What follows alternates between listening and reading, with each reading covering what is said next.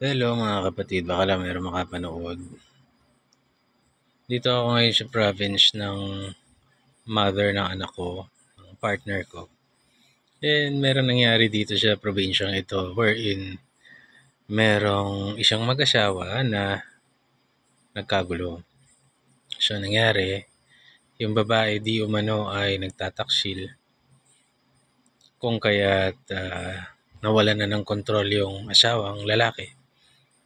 Pinatay niya yung babae and eventually nagpakamatay din yung lalaki. Ngayon, di umano, yung lalaki ay kakamatay lang ng kanyang mother, ang kapatid niya nakakulong, and siya lang ang umaasikaso lahat, siya lang ang may trabaho, siya lang maayos. Tapos ganun pa yung ginawa sa kanya ng misis niya. So he lost it. And napatay niya yung misis niya and nagpakamatay din siya. So why do I share this with you? Kasi ang hirap na ng buhay, bakit pahirapin pa? Diba? Yung misis niyang namatay, sana hindi na lang siya nagtaksil. Sana naging sandigan siya ng kanyang asawa sa mga problema.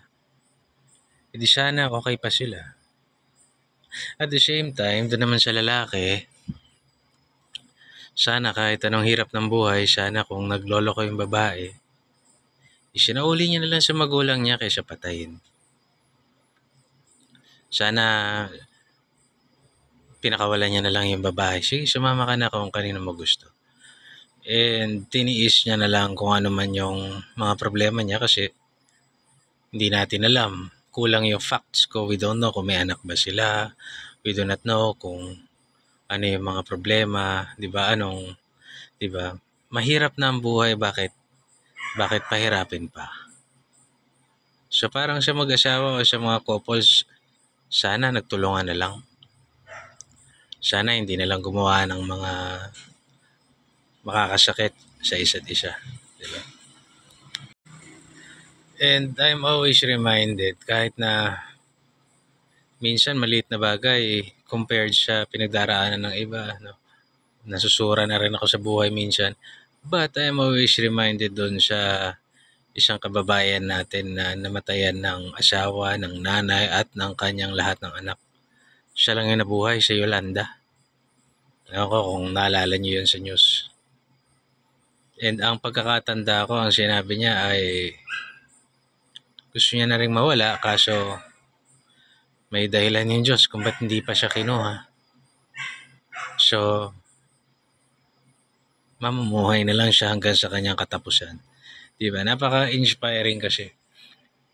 Napakahirap na nangyari sa kanya but despite of that, pinili niya pa rin mabuhay at i-honor yung kagustuhan ng Diyos. Mahirap gawin ito. Mahirap gawin. Pero I hope na-inspire ko kayo and I hope kung may makarinig nito ay tumibay na lang yung kanilang pagsasama ng kanyang pamilya at ng kanyang kabiyak. God bless.